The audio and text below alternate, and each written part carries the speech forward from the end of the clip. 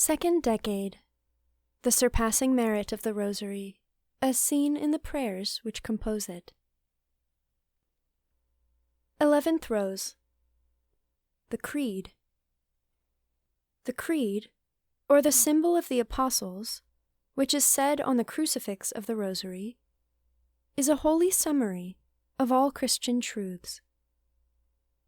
It is a prayer that has great merit because faith is the root, foundation, and beginning of all Christian virtues, of all eternal virtues, and also of all prayers that are pleasing to Almighty God. He that cometh to God must believe. Hebrews 11:16. Whosoever wishes to come to God must first of all believe, and the greater his faith, the more merit his prayer will have, the more powerful it will be, and the more it will glorify God. I shall not take time here to explain the Creed word for word, but I cannot resist saying that the first few words, I believe in God, are marvelously effective as a means of sanctifying our souls and of putting devils to rout, because these three words contain the acts of the three theological virtues of faith, hope, and charity. It was by saying, I believe in God, that the saints overcame temptations, especially those against faith, hope, or charity, whether they came during their lifetime or at their death. They were also the last words of St. Peter, martyr.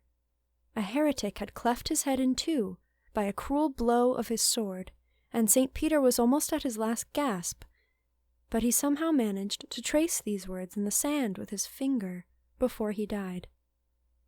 The Holy Rosary contains many mysteries of Jesus and Mary, and since faith is the only key which opens up these mysteries for us, we must begin the Rosary by saying the Creed very devoutly, and the stronger our faith, the more merit our Rosary will have.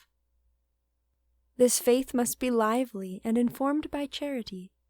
In other words, to recite properly the Rosary, it is necessary to be in God's grace, or at least in quest of it.